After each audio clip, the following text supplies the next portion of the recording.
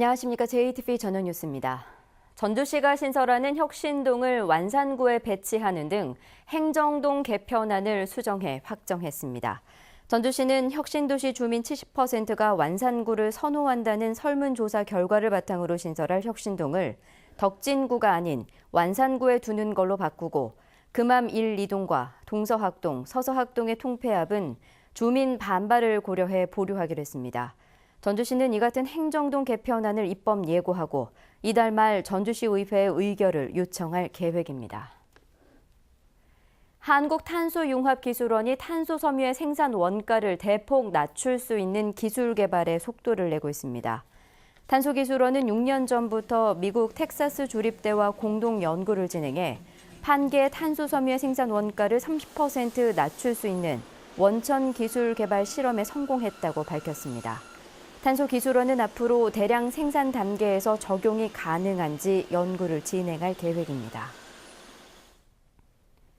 전북교육청이 부안여상을 특성화고에서 일반고로 전환하는 학교 유형 변경 내용을 공고했습니다.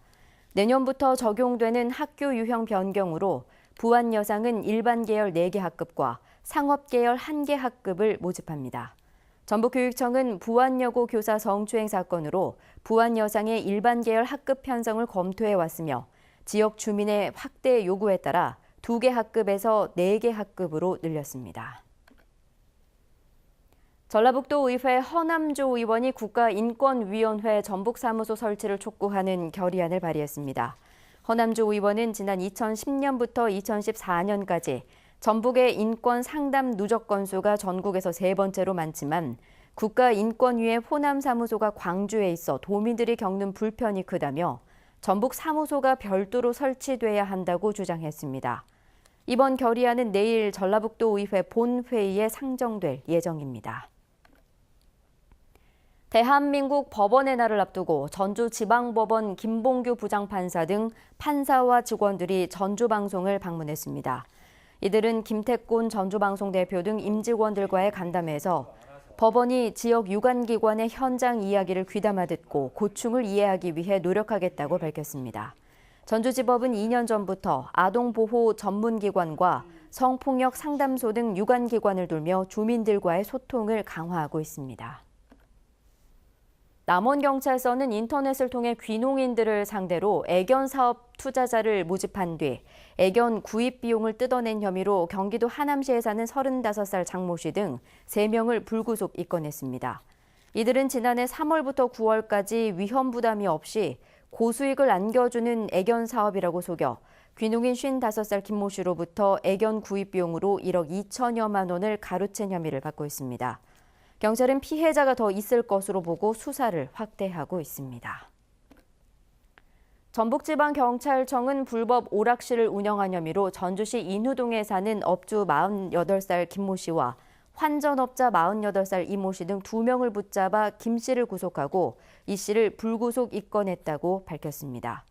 김 씨 등은 지난 6월부터 한 달 동안 전주시 인후동에서 성인 게임장을 운영하면서 손님들이 획득한 포인트 점수를 환전해주고 수수료를 10%대 수천만 원의 부당 이익을 챙긴 혐의를 받고 있습니다.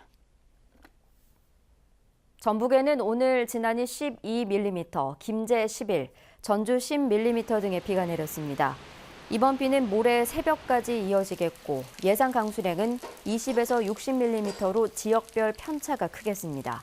내일 낮 최고 기온은 전주 24도 등 22도에서 24도로 오늘과 비슷하겠습니다.